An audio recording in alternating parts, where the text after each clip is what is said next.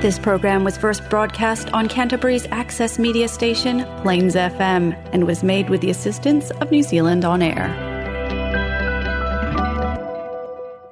It's time for Emergence News on Plains FM 96.9, Citizen-Made Radio.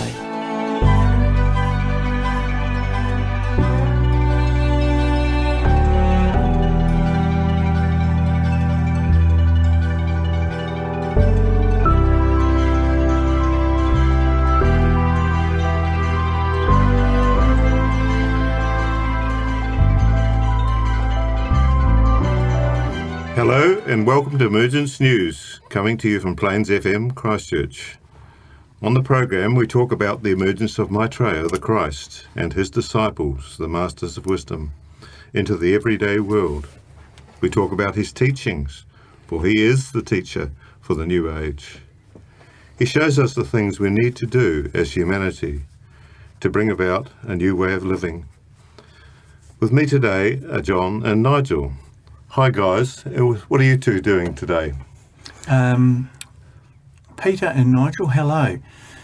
I was fossicking around. You're a good fossicker. And I enjoy a good fossick. I was fossicking around in my collection of Benjamin Creme books, looking for topics for another program, and I came across some interesting stuff on Jesus of Nazareth.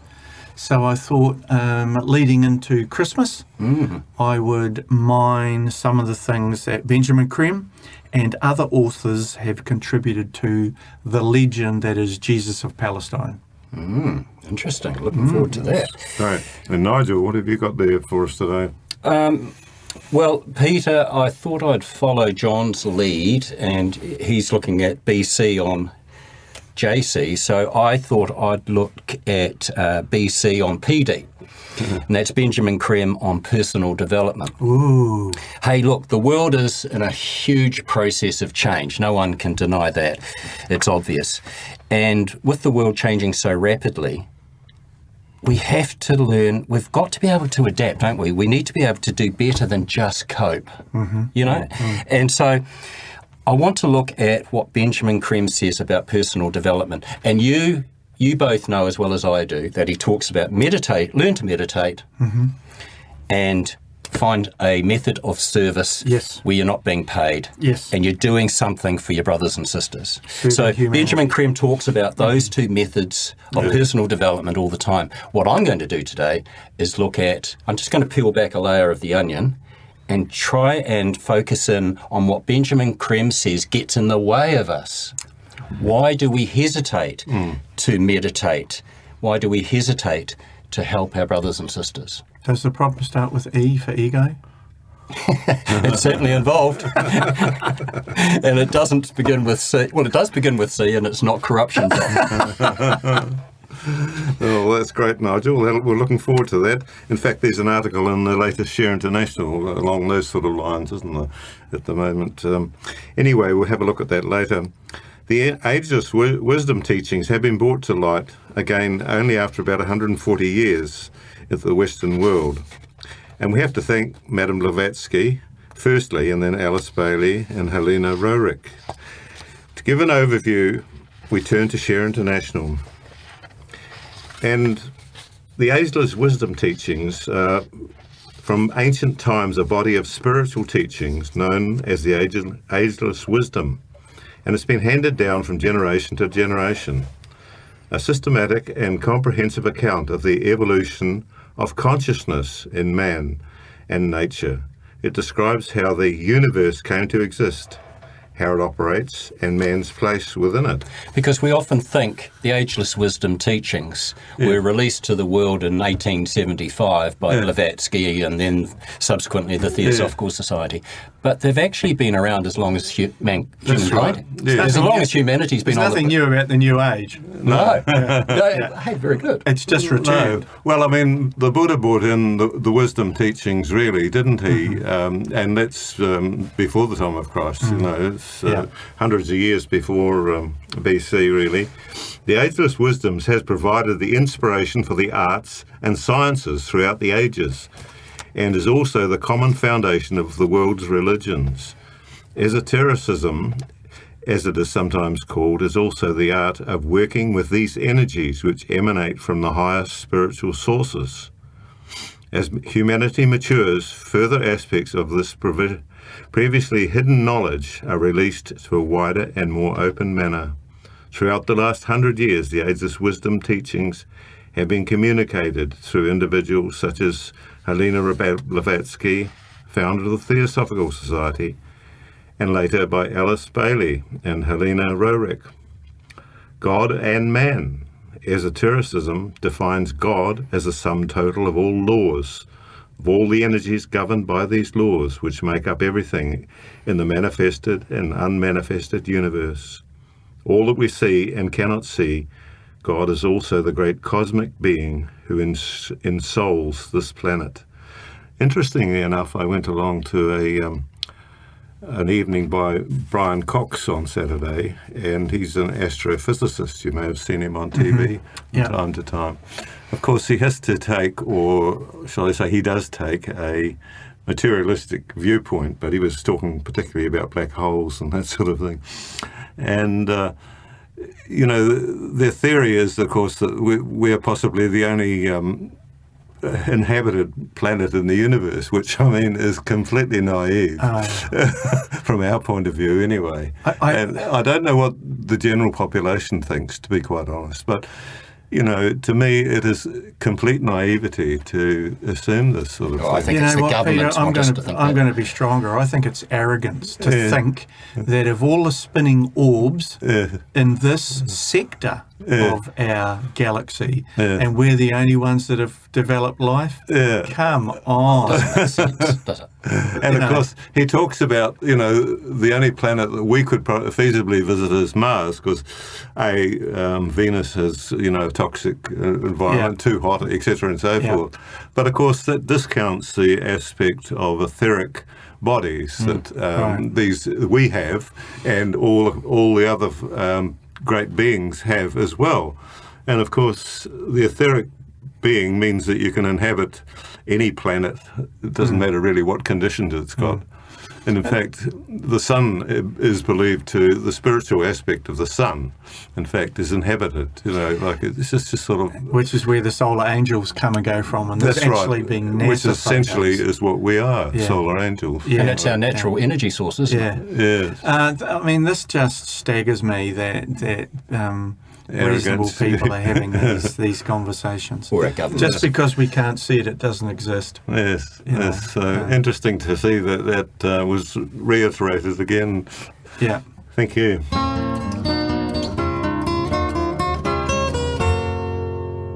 Thank you, John. Your turn now. Okay, listen, as I said, I was fossicking around looking for some information, and I came across a number of interesting takes within this body of knowledge. And by body of knowledge, I mean the Share International website and the writings of Benjamin Creme and others that have been collated together within either Benjamin Creme's books or the Share International website. I cannot recommend the Share International website enough. I mean, man, once you get in there and start having a look around. And Fossick. There's just some really interesting and exciting stuff. Anyway, I came across an article by Peter. It's like a massive library, isn't it? It is. It's a resource. I came across this article by Peter Lefheber, and it's Jesus of Nazareth and Maitreya the Christ. And it's kind of headed up as a discussion of the close relationship between Maitreya and Jesus 2,000 years ago, beginning the age of Pisces. So I've just got some snapshots. I'm just going to string some ideas together, and then I'm going to finish off with how Benjamin Creme talks about Jesus.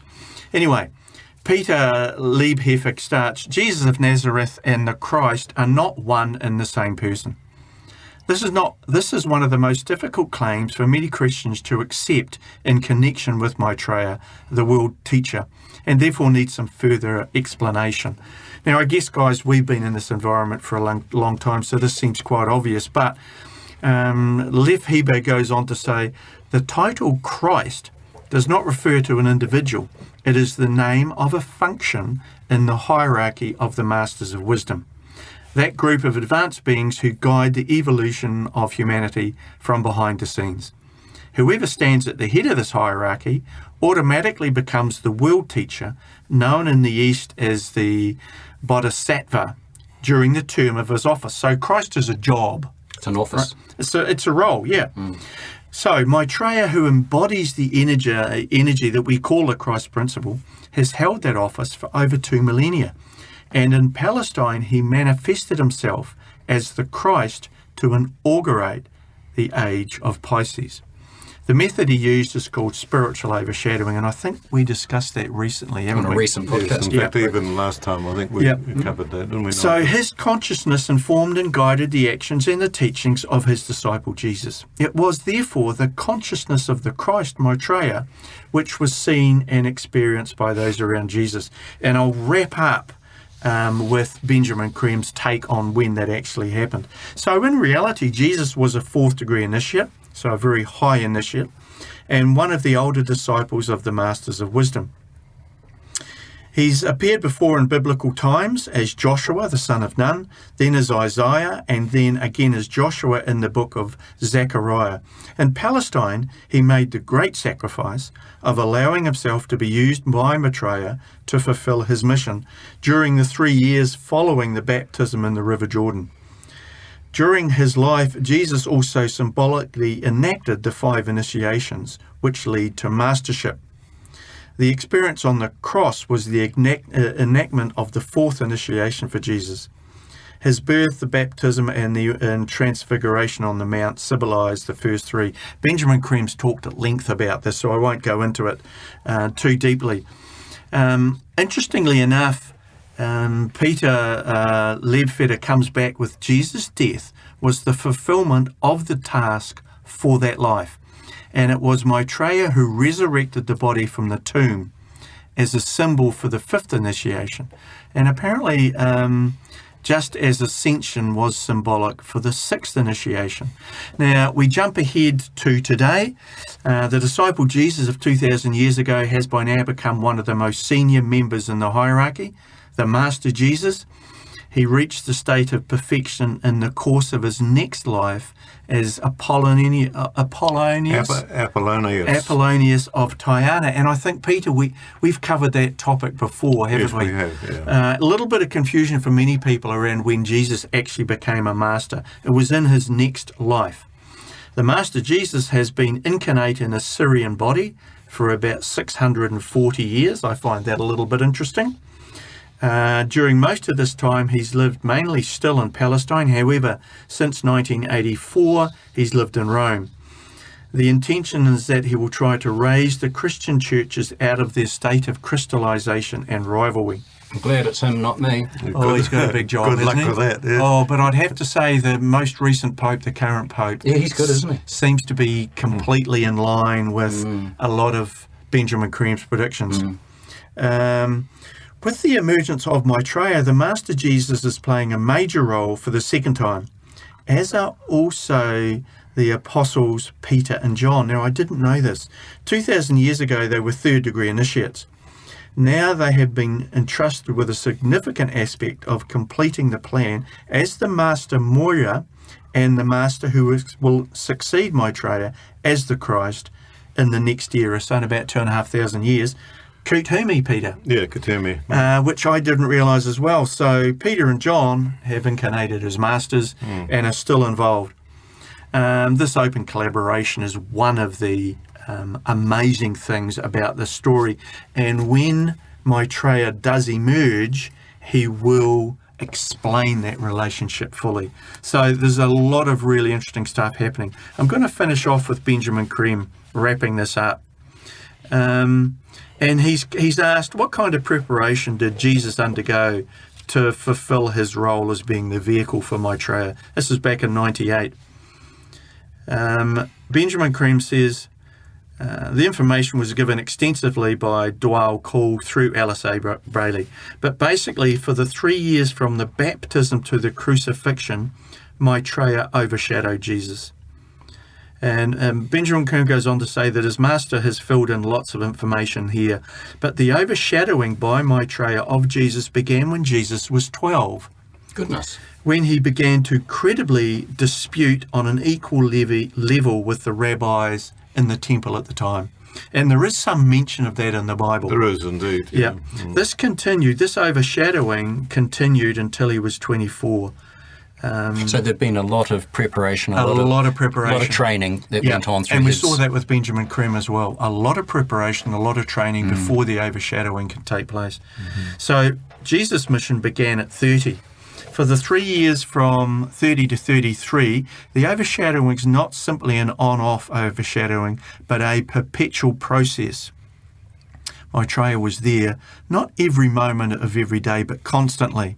Some of the time Maitreya alone was in the body of Jesus. At other times, Jesus was alone in his own body. At other times, and most times, Maitreya and Jesus were in the same body together. Jesus' consciousness became aware of all that happened around him and through him. He knew with total knowledge and consciousness that it was Maitreya acting through him. Of course, it happened with his complete cooperation and free will, which is never infringed by the masters. So just by going into the Share International website, picking up a few Benjamin Creme's books, there's some fabulous information, backstory to fill in the legend, I guess, of the relationship between Jesus and the ageless wisdom teachings, Jesus and Maitreya. And just answers a few questions, fills in a few gaps. But the other thing too that it took me a while to realise is that in Jesus' story, we see a reflection of that in Benjamin Creme's story. Benjamin Creme's relationship with his master, Benjamin Creme had to be woken up. And then there was this extensive period of training and this initial approach and then this training and then this road to success, if you like, where Benjamin Creme's up on the stage and is being overshadowed. And earlier you mentioned the word ego, and I always chuckle about Benjamin Creme because initially, I think back in 1959, when it was first put to him that he needed to go out into the world and tell the story, he was not a happy camper initially, was he? He didn't want to do that, no. Well, it's a huge challenge. The other story that makes a connection is the overshadowing with Krishnamurti, who was being prepared to be the vehicle for this incarnation for Maitreya. And then the plans change and Maitreya's coming. But there were physical difficulties there. Yes. And so when you read about some of the effort and the problems that Krishnamurti had, this overshadowing was just an intense process. Also, for people that are listening, a worthwhile read when you start delving into the history of Krishnamurti. So really interesting stuff about the Master Jesus. Thank you very much, John.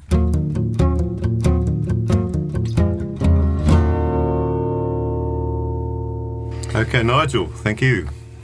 I'm going to look, Peter, today at Benjamin Creme's take on personal development, which is simply this, and this is taken out of his book, The Awakening of Humanity.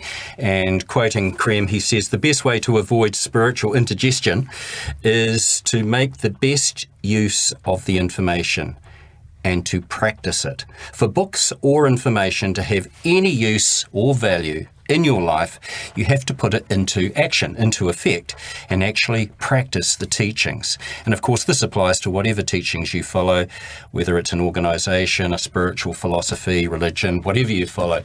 You've got whatever information you have, you've actually got to incorporate it into your life. And we've talked about that on this program, haven't we? Yeah. First up, I'm going to talk about a question that Creme was asked. And the question asked, how do I give Maitreya's teachings a place in my life? In my everyday life? I believe it, but it seems unreal. And Benjamin Creme's answer was, Maitreya's coming is about world change, a change in our understanding of the needs of the planet, the ecological balance, also a change in our economic systems, so that all people can be fed and cared for properly. A change in our relationships between people everywhere. We are not alone on the planet, and these changes will affect you and everybody else. If we can think about what is best for us rather than what is best for me, if we can consider us rather than me, then life has the potential to become a little bit easier as we negotiate changing our lifestyle. And you've said on previous programs, John, we need a lifestyle change. Global, but also personal. That's right. So on the subject of personal development, I thought I'd see what Creme has written on the subject of complacency. Oh, no, Nigel. Please. And it's very interesting, and it gets a little bit uncomfortable. Oh, Nigel. Is there another room I can go into? Sometimes you might wonder, why do others not worry or care about the use of fossil fuels, or the cruel, inhumane farming of our animal kingdom, or the people suffering in countries with famine or flood, and they cannot feed their children? Or why do people not concern themselves with, for example, they support industries that are corrupt? The answer is this, according to Benjamin Creme: forget about other people. Stop dwelling on them.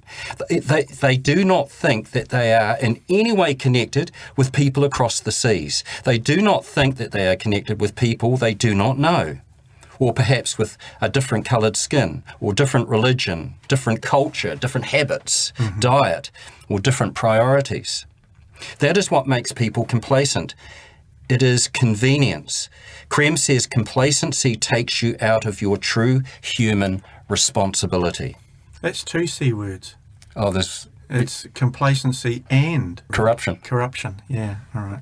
And that's been a strong mantra of yours in the Yes, it recent has. programs. So what can we do?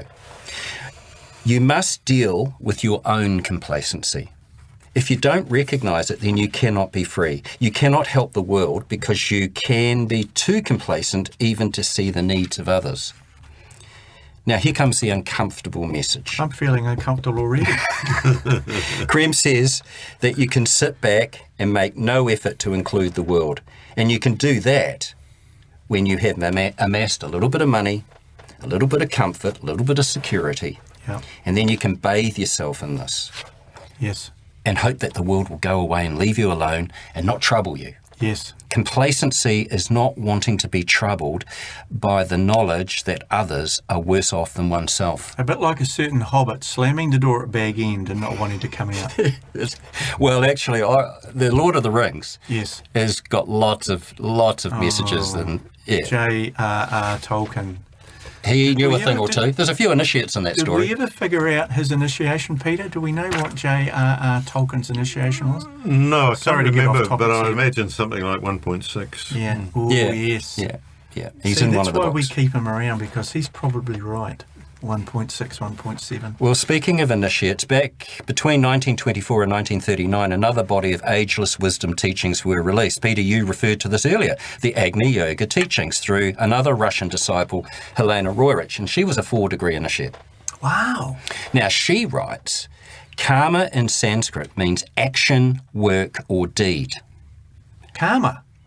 referring to the principle of cause and effect where intent and actions of an individual influence their future. The philosophy of karma is closely linked to the law of rebirth.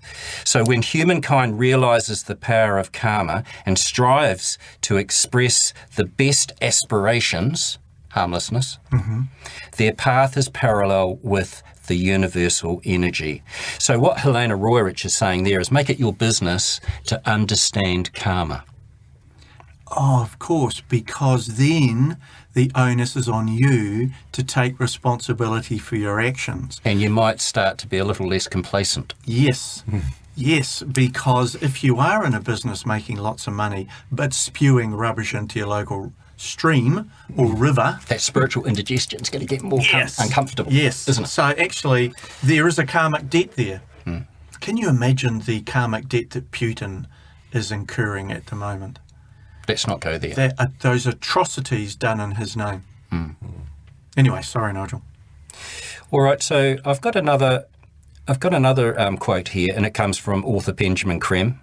He says, complacency is a fault in character. That's strong, isn't it? It's a fault in character. A sense of separation which we must try to overcome. And I've heard Peter talk about this time and time again on this program. The subject of separation. It's an illusion, isn't it? So my We complacency... think we're all separate. Yes. So my complacency is a fault in my makeup. I'm leaving. Well, I did say it would get uncomfortable. God, that is uncomfortable. But we need to get uncomfortable to actually think about it, don't we? And to actually practice the information, actually include it in our lives. Have you finished? Because I've had about enough. Well, I've got one more question that was put to Creme regarding complacency. Another question. The question reads, I have an inner conflict. Since I have read about Maitreya, I have become hypersensitive. Ooh. Every time I see something sad or horrible on television, I start to cry. Yep. If somebody tells me there's sorrow or pain, I can feel it emotionally or even physically, as if I am this person. Yep. I don't know how to incorporate Maitreya's teachings into my material life and into this material society. There is no day that ends without me thinking about the world's problems. Benjamin Creme welcomed this question. He described the question as an expression that reveals an increasingly sensitive response to the ideas, thoughts, and inner meaning of Maitreya's words, therefore opening the heart.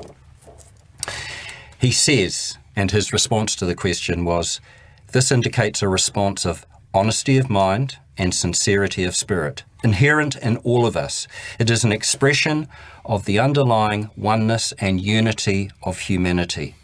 Maitreya also advocates the development of detachment. The Buddhists sometimes call this dispassion. Mm-hmm. When you identify a problem, a decision is made to do something about it, to get involved in its cure. This is the first step in detachment. As medical staff learn to deal with the most harrowing experiences without getting emotionally involved, their detachment allows them to carry out the necessary work. That is why Maitreya rates detachment so highly in the qualities we need to acquire. Involvement in service is the ideal way to gain detachment. Benjamin Creme suggested to the writer of the question that they consider joining a meditation group and as a first step in the direction towards detachment. Creme also went on to say he found this question a beautiful and eminently correct response to the thoughts and ideals of Maitreya, the Lord of Love. All this information can be found on the Share International website, www.share-international.org, and also don't forget the podcasts, which are available on the Plains FM website. We welcome your comments, questions and feedback. Please contact us at emergencenews@gmail.com.